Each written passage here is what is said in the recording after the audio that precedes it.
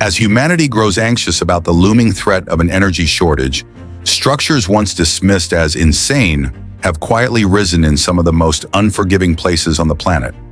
Not inside high-tech laboratories or fortified research centers, but at the edge of glowing volcanoes in deserts hot enough to scorch metal and across dark oceans where waves rise like steel walls. Behind these seemingly impossible steel giants lies a single belief held by engineers. Deep beneath Earth's crust, there is still a dormant source of power waiting to be awakened. Drill in the right place, break through the right layer of rock, and humanity could unlock the energy that nature has hidden for millions of years. So what drives people to challenge volcanoes, deserts, and the deep sea all at once? This is a story you won't be able to look away from.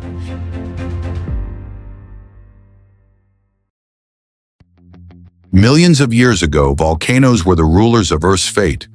Massive eruptions like the Siberian Traps released enough toxic gas to choke the atmosphere, helping wipe out the Jurassic world and driving the dinosaurs to extinction.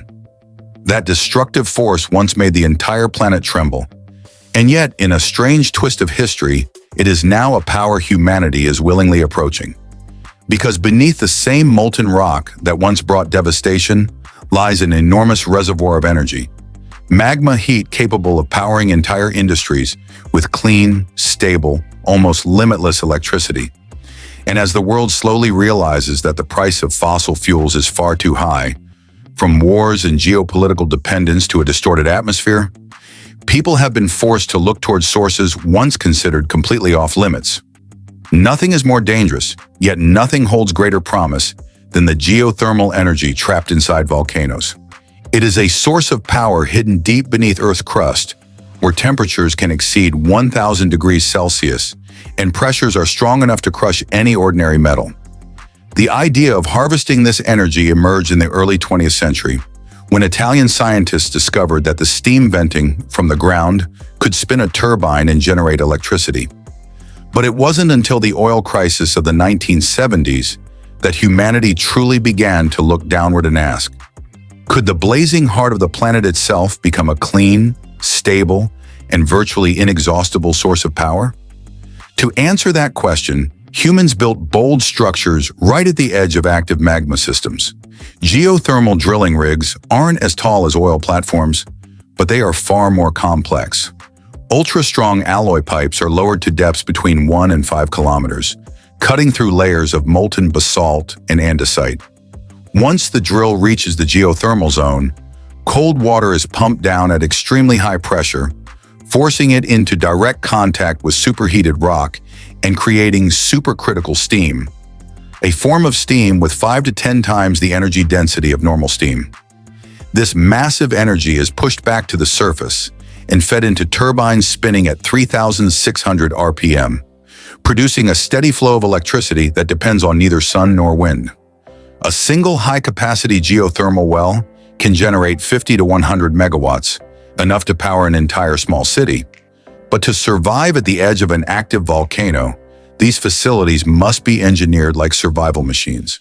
Their walls are built to withstand extreme heat, their safety valves endure thousands of PSI, and every structure is wired with seismic sensors that monitor vibrations second by second, preventing unintended magma movement or fractures in the rock layers. Here, every meter drilled downward becomes a confrontation between human ingenuity and the raw, ancient power of the Earth. If volcanic craters are where humans challenge fire and stone, then the desert is the battlefield where they confront an invisible enemy: heat, wind, and absolute emptiness. Harvesting energy in a sea of sand was once considered impossible, but when massive reservoirs of natural gas were discovered beneath the deserts of the Middle East, the Sahara, and the Basin and Range province in the United States, a new chapter of engineering began, one defined by drilling rigs standing alone in places where even life struggles to exist. Ground temperatures in many deserts can climb to 70 degrees Celsius, hot enough to warp steel over time. Humidity hovers near zero, causing metal to oxidize at a brutal rate, while sandstorms with winds reaching 90 km/h carve equipment as if with millions of invisible blades. Yet in conditions that seem designed to erase every trace of human presence, drilling rigs weighing hundreds of tons rise like steel towers defying nature itself. The construction journey begins with stabilizing the foundation, the hardest problem on shifting sand. Engineers must drill down to the bedrock, sometimes as deep as 80 meters, then drive heavy steel piles and inject cement grouting to prevent the desert from slowly swallowing the structure. Next comes the transport of hundreds of massive steel components across trackless terrain, where each convoy may spend hours covering only a few dozen kilometers. Once the drilling tower is raised, the next challenge is advanced horizontal and deep drilling technology. Major gas fields such as Gawar and South Pars lie roughly 5,500 meters underground. Drill pipes must be forged from Kiarmo alloy or N80 steel to withstand immense pressure and prevent cracking, while a special polymer coating protects them against corrosive H2S gas, a toxic compound commonly found in desert reservoirs. To operate a drilling site in the middle of nowhere, workers must build an entire miniature ecosystem, heat-resistant living quarters, air filtration systems, and independent power generators. A typical desert drilling rig consumes 1 to 2 megawatts of electricity, roughly the same as a small residential neighborhood. But the greatest danger is neither heat nor sandstorms. It is the instability of the underground formations. Many regions contain high-pressure gas pockets, where even a small miscalculation can trigger a catastrophic blowout. One such event occurred at the Hassi Messaoud oil field in 1980, when a jet of fire more than 120 meters tall burned uncontrollably for days. Even so, the desert remains one of humanity's richest energy frontiers. The Middle East alone holds over 40% of the world's natural gas reserves, generating hundreds of billions of dollars for the global economy each year. If the desert is where heat and wind grind steel into dust, then the ocean is where water, pressure, and storms possess enough force to swallow entire cities. Yet it is beneath these deep, hostile waters that some of the world's largest oil reserves have been found, especially in the Gulf of Mexico and off the coast of Brazil. And to reach pockets of oil buried thousands of meters below the seafloor, engineering had to create one of humanity's most extraordinary achievements: the offshore oil platform. Unlike drilling for gas in the desert or geothermal energy near volcanoes, offshore oil extraction doesn't just require drilling deep, it requires defeating the ocean itself. A modern fixed platform can rise nearly 300 meters above the waves and weigh more than 50,000 tons, strong enough to withstand storms that send 30-meter waves crashing against its legs. The construction process begins years before anything appears above the water. Engineers first survey the seabed using sonar and diving robots to locate stable rock formations. In shallow waters, massive steel piles, each 120 meters long and several meters wide, are driven into the seafloor and locked in place with high-pressure concrete. In deeper waters, platforms no longer touch the bottom. Instead, floating structures like semi-submersibles or spar platforms are used, held in position by anchor chains stretching hundreds of meters down to enormous concrete ballast blocks. When the floating structure is finally towed into place, the real work begins. Drill pipes must pass through the ocean surface and descend through layers of water where pressure increases so intensely that any substandard material would simply collapse. Once the drill reaches the sea floor, it must continue several thousand meters farther, often around 5,000 meters, to reach the oil reservoir itself. This is where directional drilling becomes essential, allowing the drill bit to bend and navigate horizontally with extreme precision to reach pockets of oil scattered beneath the seabed. To keep the platform operational, engineers must build an entire miniature city on top of it. Control rooms, living quarters, kitchens, water purification systems, medical stations, power plants, and full oil and gas processing facilities. A large offshore platform can consume around 200 megawatts of electricity each day, generated by turbines powered with natural gas, the same gas that rises to the surface alongside oil. In return, a single platform can extract anywhere from 20,000 to 200,000 barrels of oil per day, generating tens to hundreds of millions of dollars and feeding directly into the global economy. But the ocean does not give without taking. It is home to some of the worst industrial disasters in history. The Piper Alpha explosion in 1988 killed 167 workers. The Deepwater Horizon blowout in 2010 spilled 4.9 million barrels of oil into the Gulf of Mexico, causing ecological devastation that lasted for decades. Oil spills poisoned coral reefs, seabirds, whales, and fisheries, disrupting entire ecosystems and inflicting damage that can take generations to heal. Yet despite the risks, the ocean continues to call humanity back. Beneath the dark water lies an oil reserve worth trillions of dollars, a resource powerful enough to shape economies and rewrite geopolitical maps. And to reach it, humanity has only one option: to build steel giants that stand tall against the sea, where people must conquer the ocean itself to lift each black drop from the depths below. When offshore rigs rise from the open ocean to fight for every drop of oil buried beneath the seafloor, few people remember that this entire quest began on land, where humans first drilled into the earth and discovered that right beneath their feet lay a source of energy capable of reshaping human history.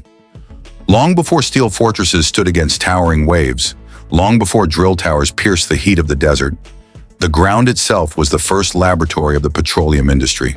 And it was here that humanity uncovered a truth that would alter the fate of the modern world. Vast reservoirs of oil and gas had been sleeping inside ancient rock layers for millions of years. The first commercial oil well drilled in 1859 in Titusville, Pennsylvania, was only 21 meters deep, yet it opened the door to an entirely new era. From that moment on, oil and gas became the fuel that lit street lamps, powered engines, pushed the world into the industrial age, and eventually bound global civilization to an energy source more tightly than any that came before it.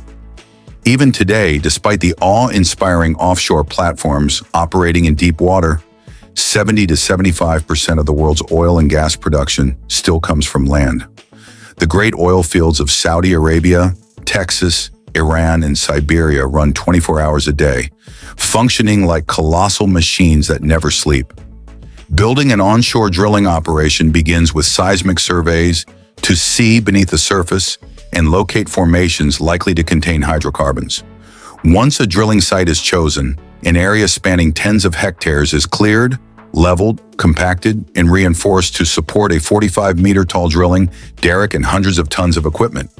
Drill pipes made from segments of ultra-strong alloy steel are joined together and lowered into the earth like a needle piercing through layers of sedimentary rock, shale, and sandstone.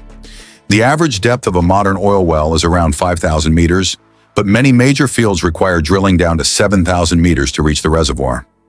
As the drill nears its target, high-pressure drilling mud is pumped continuously to stabilize the wellbore and prevent a dangerous kick, the precursor to a catastrophic blowout. At the surface, a high-pressure valve system, known as the Christmas tree, is installed to control the flow of oil and gas rising from the well. Every year, onshore oil and gas operations produce tens of billions of barrels of oil equivalent. In the United States alone, more than 900,000 wells are currently active, contributing roughly 1,112 million barrels of oil per day. With global consumption still immense, petroleum remains one of the largest economic pillars on Earth. The benefits of oil and gas are undeniable. They form the backbone of transportation, electricity generation, plastics, fertilizers, pharmaceuticals, synthetic clothing, and thousands of essential products that define modern life. A world without oil and gas simply could not operate the way we know it today. But this dependence comes at a cost. Many fields in the United States and Russia now rely on hydraulic fracturing or gas injection just to maintain production. The number of newly discovered large oil fields has dropped by 60% compared to the previous century, revealing a clear downward trend in global reserves. Slowly, the wells that once gushed like lifelines are falling silent. Humanity is realizing that it can drill deeper, faster, and more aggressively, but it cannot drill into emptiness. And as the horizon of accessible energy fades, the world is being forced to look toward places it once never dared to go. No matter how the world changes, one thing remains constant. Humanity never stops searching for the power it needs to survive. The journey to harness energy, from familiar lands to the harshest places on Earth, is a reflection of our desire to push beyond every limit. Offshore platforms standing against storms or rigs rising from desert sands are more than engineering achievements. They are living proof of the intelligence and determination that allow us to overcome the boundaries set by nature. Yet as the light from our traditional energy sources begins to fade, the question of what comes next quietly lingers, and the answer will shape the direction of our entire civilization. Don't forget to like and follow Mandarin Tech to continue exploring with us.